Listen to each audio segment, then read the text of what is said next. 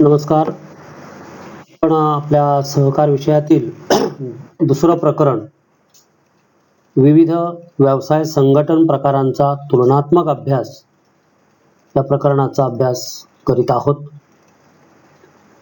या प्रकरणातील सुरुवातीचा जो भाग आहे, व्यवसाय संघटन म्हणजे काय आणि व्यवसाय संघटनांचे जे प्रकार आहेत ते प्रकार आपण संक्षिप्त स्वरूपामध्ये बघितलेले आहेत. आजच्या तासिकेला आपण व्यवसाय संघटनांचे जे प्रकार आपण पाहिले त्यातील पहिला जो प्रकार आहे, एकल व्यापारी किंवा व्यक्तिगत व्यापारी संस्था, या प्रकाराचा अभ्यास आपण आज करणार आहोत. एकल व्यापारी म्हणजे काय किंवा म्हणजेच व्यक्तिगत व्यापारी संस्था म्हणजे काय आणि एकल व्यापारी किंवा व्यक्तिगत व्यापारी संस्था तिची वैशिष्ट्ये काय आहेत, हा भाग आपण आज समजावून घेणार आहोत. एकल व्यापारी किंवा व्यक्तिगत व्यापारी संस्थेचा अर्थ आपण आता समजावून घेऊ. विद्यार्थी मित्रांनो, तुम्ही ज्या गावामध्ये राहता त्या गावामध्ये एखादा दुकानदार असतो, भुसारी मालाची विक्री करणारा दुकानदार असतो, म्हणजे भुसारी मालाचं दुकान असतं. किंवा तुम्ही देवगडमध्ये येता, त्या देवगडच्या बाजारामध्ये बाजारपेठेमध्ये तुम्हाला भुसारी माल विकणारे दुकानदार दिसतात. काही हॉटेल व्यावसायिक दिसतात. हॉटेल तुम्हाला दिसतं, तुम्ही हॉटेलमध्ये जात असता किंवा तुम्हाला हॉटेल माहिती आहे. तुम्हाला कपडे खरेदी करायचे असतात, त्यामुळे तुम्ही कपड्याच्या दुकानामध्ये जात असता. किंवा एखाद्या बेकरीमध्ये तुम्ही जाता. तुम्हाला कधी कधी मोबाईलच्या दुकानामध्ये जावं लागतं, मोबाईल रिपेअरिंगसाठी, मोबाईल विकत घेण्यासाठी किंवा इतर काही तुमची मोबाईलशी संबंधित कामं असतात. काही ॲक्सेसरीज तुम्हाला हव्या असतील तर त्या मोबाईल शॉपीमध्ये तुम्ही जाता. अशा अनेक दुकानांचा आणि तुमचा परिचय, छोटी मोठी ही दुकानं असतात. म्हणजे तुमच्या गावातही आहेत आणि तुम्ही आता ज्या देवगडमध्ये शिक्षणासाठी येता, कॉलेजला येता, त्या देवगड बाजारपेठेमध्ये तुम्हाला अशा प्रकारची सगळी दुकानं दिसतात. ही सगळी जी दुकानं आहेत ना, ही साधारणतः एकल व्यापारी किंवा व्यक्तिगत व्यापारी संस्थेमध्ये मोडतात. ही दुकानं जी आहेत ना, ती व्यवसाय आहेत. मग हे या व्यवसाय संस्था आहेत. या व्यवसाय संस्था कोणत्या प्रकारात मोडतात? व्यवसाय संघटनांचा तो कोणता प्रकार आहे?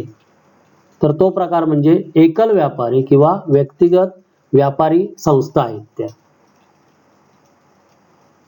मी साधारण हा शब्द एवढ्यासाठीच वापरला, कदाचित काही दुकानं, हॉटेल ही कदाचित दुसरे जे प्रकार आहेत व्यवसाय संघटनेचे, भागीदारी, संयुक्त भांडवली संस्था, तर त्या प्रकारच्या सुद्धा त्या संघटना असू शकतील, व्यवसाय संघटना असू शकतील.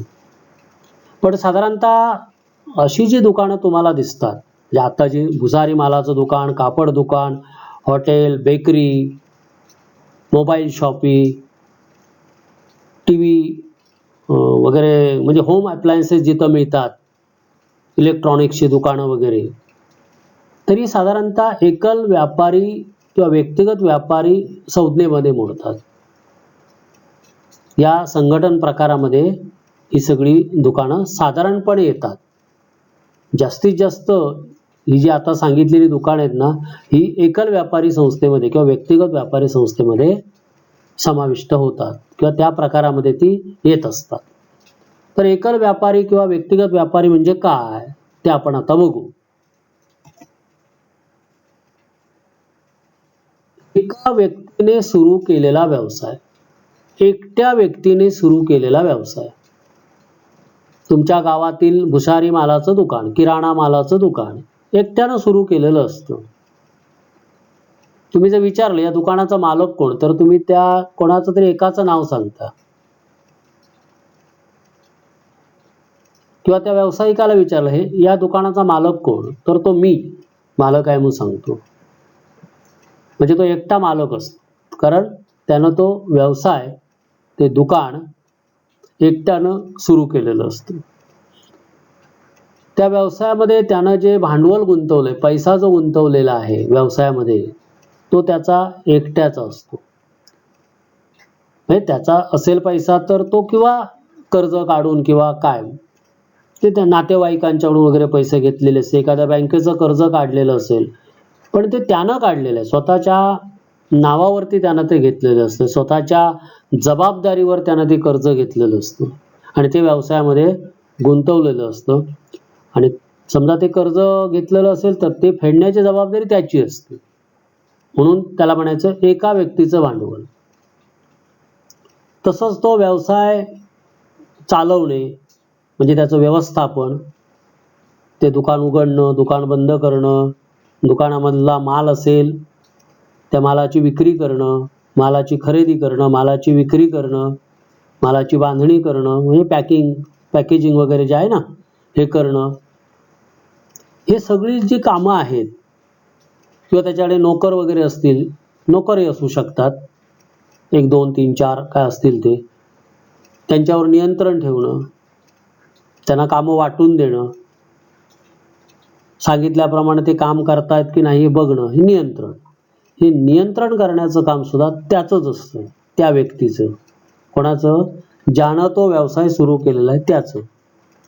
आणि त्या व्यवसायाला जर नफा झाला तर तो त्याचाच असतो, एकट्याचाच असतो, त्याच्यात भागीदार नसतात. तो काय कोणाला वाटायचा नसतो, तो त्याचा असतो. तोटा झाला तरी सुद्धा तो त्याला एकटाच जबाबदार असतो. तोटा झाला तो त्याच्यामुळे झाला, नफा झाला तरी तो त्याच्यामुळे झालेला आहे. त्यामुळं संस्थेच्या नफ्या तोट्याला तो जबाबदार असतो.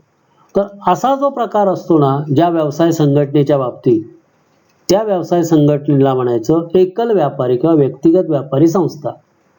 म्हणून तुम्हाला मगाशी म्हटलं की तुमच्या गावामध्ये जर दुकान असेल तर ते दुकान कोणाचं आहे बघा, ते एका व्यक्तीच्या मालकीचं असणार. त्या दुकानातला पैसा त्या व्यक्तीनं गुंतवलेला असणार. त्या व्यवसायात म्हणजे तो व्यवसाय चालवण्याची जबाबदारी त्याची असते. त्याला मदत करायला त्याच्या घरातली माणसं वगैरे असू शकतात, नाही असं नाही, पण शेवटी अंतिम जबाबदारी व्यवस्थापन आणि नियंत्रणाची त्याची असते. आणि जो काय नफा तोटा होईल तो त्याच्याच मालकीचा असतो, तो त्याचाच असतो. आणि म्हणून ते तुमच्या गावातलं दुकान किंवा देवगड बाजारपेठेमधील काही दुकानं जी आहेत ही एकल व्यापारी संस्थेमध्ये मोडतात. तर एकल व्यापारी संस्था म्हणजे काय हे तुम्हाला मी आता इथं सांगितलेलं आहे.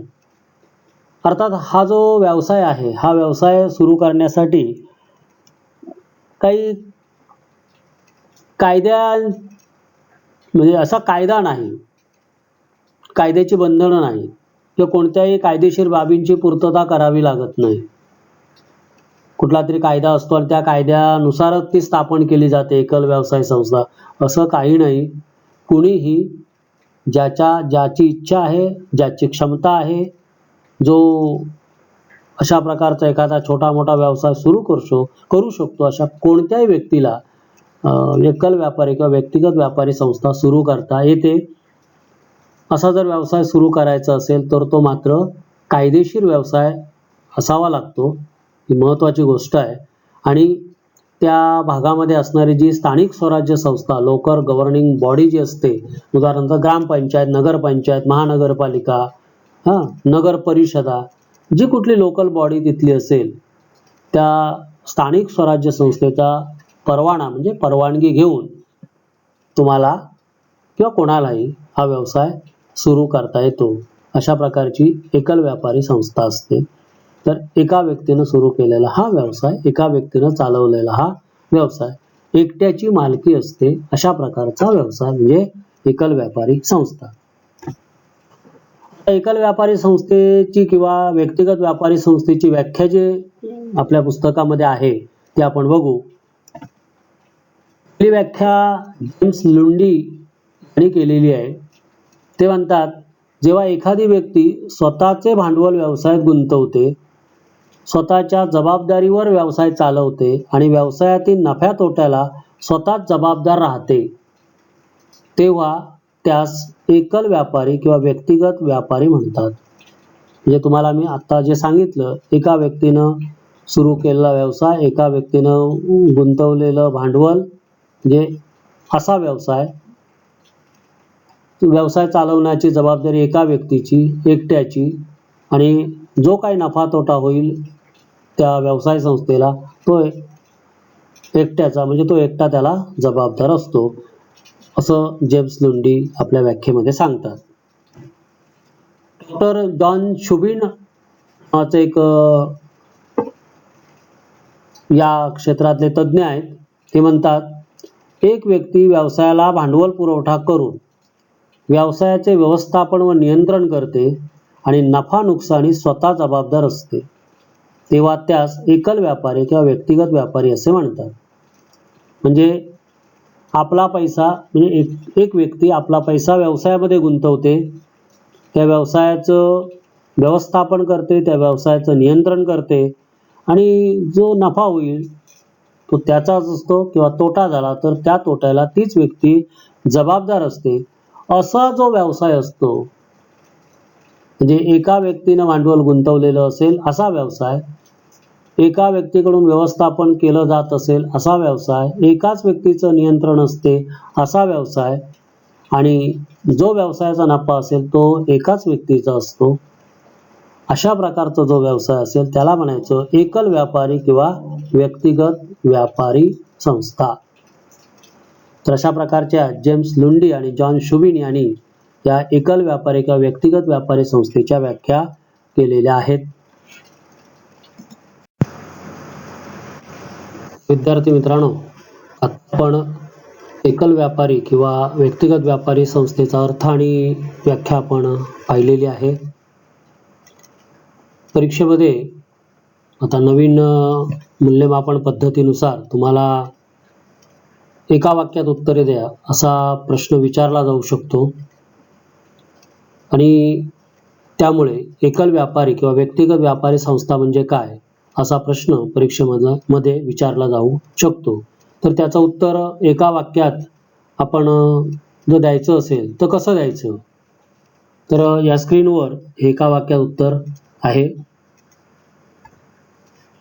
जेव्हा एखादी व्यक्ती स्वतःचे भांडवल व्यवसायात गुंतवते, व्यवसायाचे व्यवस्थापन आणि नियंत्रण स्वतः करते, व्यवसायातील नफ्या तोट्यास स्वतः जबाबदार असते, तेव्हा त्या व्यवसाय संघटनेस एकल व्यापारी किंवा व्यक्तिगत व्यापारी संस्था असे म्हणतात. म्हणजे एकल व्यापारी किंवा व्यक्तिगत व्यापारी संस्थेची व्याख्या एका वाक्यात जर द्यायची असेल तर एवढ्या सगळ्या गोष्टी याच्यामध्ये इन्क्लूड झाल्या पाहिजेत, समाविष्ट झाल्या पाहिजेत. म्हणजे व्यक्तीनं स्वतःचं भांडवल गुंतवलेलं असतं, व्यक्ती स्वतः व्यवसायाचं व्यवस्थापन आणि नियंत्रण करते, आणि व्यवसायातील नफ्या तोट्याला ती व्यक्ती स्वतः जबाबदार असते. या 3 गोष्टींचा उल्लेख एकल व्यापारी संस्थेचं एका वाक्यात ज्यावेळी उत्तर द्याल तेव्हा त्याचा उल्लेख या ठिकाणी व्हायला हवा. तर आजच्या तासिकेला आपण एकल व्यापारी या संज्ञेचा अर्थ, एकल व्यापारी संस्थेच्या व्याख्या आणि एकल व्यापारी संस्थेची एका वाक्यामध्ये व्याख्या कशी देता येईल हे आपण या ठिकाणी बघितलेलं आहे.